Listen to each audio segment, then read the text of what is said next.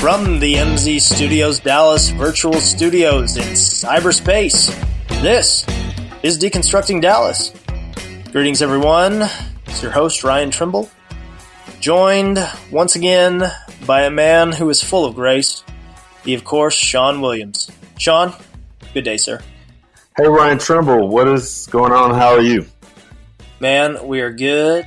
We are powering through another day of online learning and snacks galore today. All the snacks. So other than that, just trying to do a lot of reading, trying to stay focused and learn and listen to a lot of voices.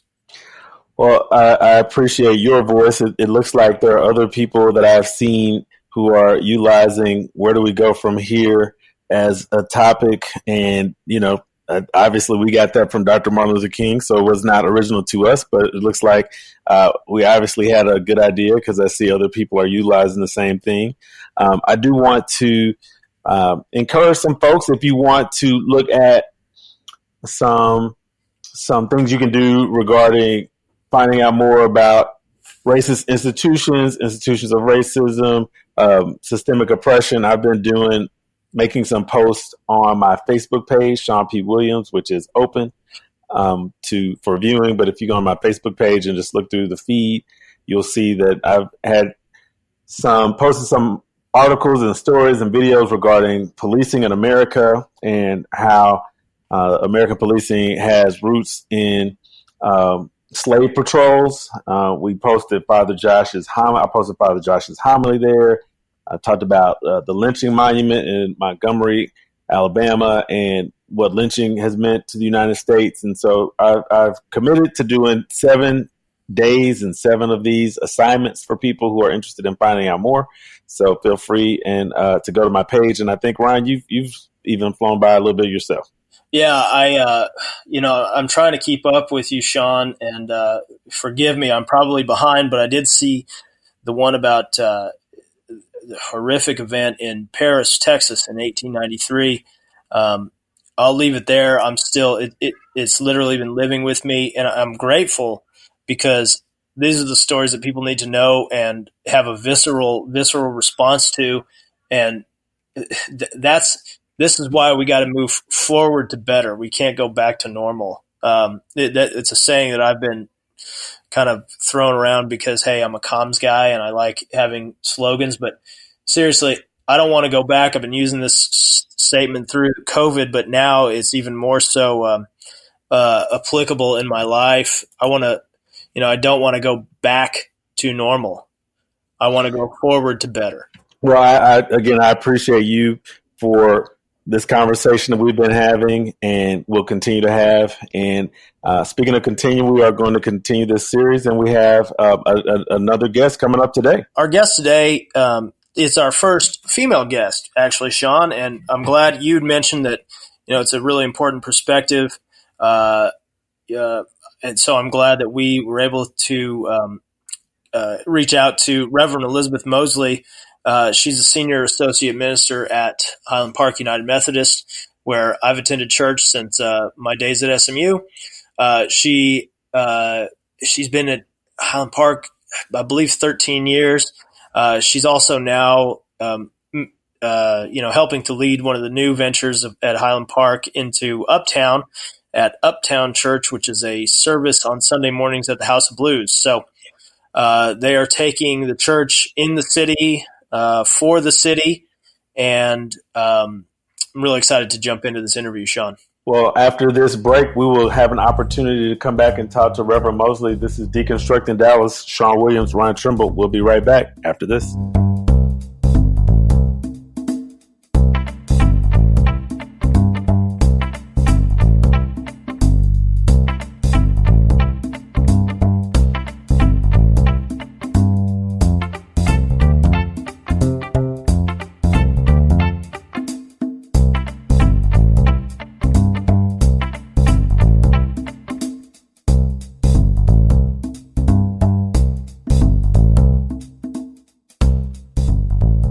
Welcome back, Deconstructing Dallas. Ryan Trimble, Shawn Williams. Shawn, excited once again for our guest today. She, of course, the Senior Associate Minister at Highland Park United Methodist Church and the now Associate Minister at Uptown Church. We'll let her explain all her titles here in just a sec. She, of course, Elizabeth Moseley. Elizabeth, welcome to the show. Thank you. Thank you both so much for hosting and for having me. Absolutely. Yeah. Well, now I've known you, Elizabeth, for quite some time. You know, I've seen you at Highland Park United Methodist, seen you preach. But for those of our listeners who aren't as familiar, tell us about yourself and your ministry, and then your now venture into Uptown. Yes, that is.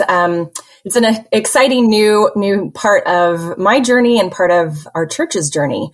I am from Houston originally, so a native Texan.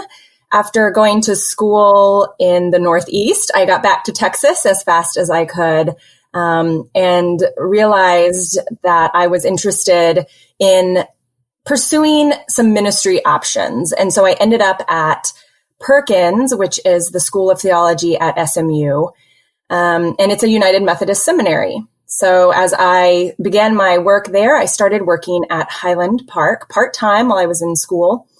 And that was 15 years ago, which is pretty crazy when I think about it. So I started working at Highland Park, then completed my schooling, realized a call into ordained ministry, went through that process, and meanwhile was invited to come onto the Highland Park staff full-time. So I've been on staff at Highland Park for 15 years. I've been full-time staff for 13 years. And I'm an ordained deacon in the United Methodist Church here in North Texas. So one of the things that started our series here talking about racism in America, and our title is Where Do We Go From Here, is the killing in Minneapolis of George Floyd. And I just wanted to ask you, had you had the opportunity to watch the video, and then maybe what are your feelings around what you saw? I did. I watched part of the video. Let me say that. I watched, several minutes of the video, and then I stopped. And I have mixed feelings, I guess, about watching the video. Part of me very much realizes that it is part of my privilege to not have to watch something like that, that kind of violence and just ugly act. I mean, I have a privilege that I can stop and turn off the screen. But part of me also has, well, there's kind of two aspects to it, I guess. It's very difficult for me to watch violence and cruelty. And to me, that's what that was. It was cruel and it was violent. And I personally I struggle to do that.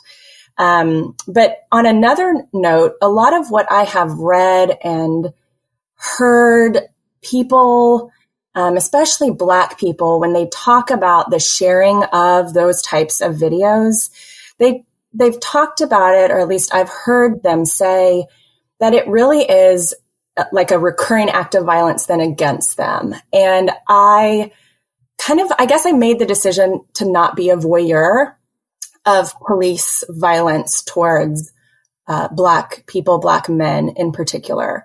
And so for me, I watched part of it. I've read the kind of the transcripts, his final words. But I chose not to watch the whole thing for those reasons that I just stated. And like I said, I know that comes from also a place of privilege, but in trying to be respectful, in trying to respect how we share videos like that of Black people, but not of white people, and how that difference in and of itself is part of the problem. And so I tried to respect that as well. Now, Elizabeth, in the days following that, you hadn't been, I know you've been judicious in what you said about the situation, but you did have a discussion, and you have an image that reads, when the system is wrong, people who follow Jesus should be willing to overturn some tables. And you had a really nice statement about the story in Matthew 21 when Jesus enters the temple and turns over the tables of the money changers. What was what stood out to you about that that story in the Bible that you wanted to post about that? Yeah, this was actually, I think I posted this right around the time that the first protests were starting. And I had seen, some reports of looting and destruction. And I had also seen, several folks that I follow and have followed for a while on social media and different accounts talk about how we can't really, I was going to use the word police, but that's a very polarizing word at the moment, I guess. But we can't really edit how people express their grief and rage. And it's important for us to listen to that. And it just struck me that I was trying to think, how does scripture speak to us in moments of anger and frustration? There's so much, I think, sometimes around the issue of respectability in Christianity. We want to be quiet and calm and loving and kind, and those are all good things. But I was really wrestling with, what do we do when we get angry? And this image of Jesus, and not even an image, a story. I mean, it's the story that we have in at least 3 of the Gospels, where Jesus goes into the temple as he arrives in Jerusalem, and he sees the system that has been set up in the temple. And a little bit of historical context, I think, is important when you recognize what Jesus is really doing. But he sees the system that's been set up in the temple, and he is angry, and he flips over these tables. And it actually, in the Gospel of Matthew, it says he drove out all who were selling and buying in the temple. He overturned the tables of the money changers and the seats of those who sold doves. And so there is a graphic and aggressive, and in many ways, this is a violent act. That word drove out, that's the same Greek word that we see in other places in the scripture, where it talks about the Spirit driving Jesus into the wilderness, and in other places where there's kind of an aggressive, dramatic push and movement. It's not like Jesus walked in and said, "Hey, if you're okay with this, I'd really like you to stop doing this." No, he walked in and flipped some tables over. But when I think about Jesus in that moment, it's a moment, and not the only one, where we see Jesus reacting as a human, but we also believe Jesus is God. And so there is something powerful about recognizing Jesus's response to what was an unjust system, a system really designed to take advantage of people. So as followers of Jesus, we don't get to just pretend that Jesus was this, kind of quiet, respectable person who never made a ruffle, in the social dynamic and systems of his day. He was willing to confront unjust systems. And if we claim to follow Jesus, then we're going to arrive in a moment like he did. We're going to arrive where we are confronted by some unjust systems, and we will have to decide how we respond. And if we want to keep following Jesus, then we may have to be part of overturning some of those tables of injustice. Yeah. Sure. That's when I posted that. Yeah, and that is a really, I don't think we see a lot of that parallel, not enough of that parallel. And it also brings me to, Dr. Martin Luther King, who said that riots are the language of the unheard.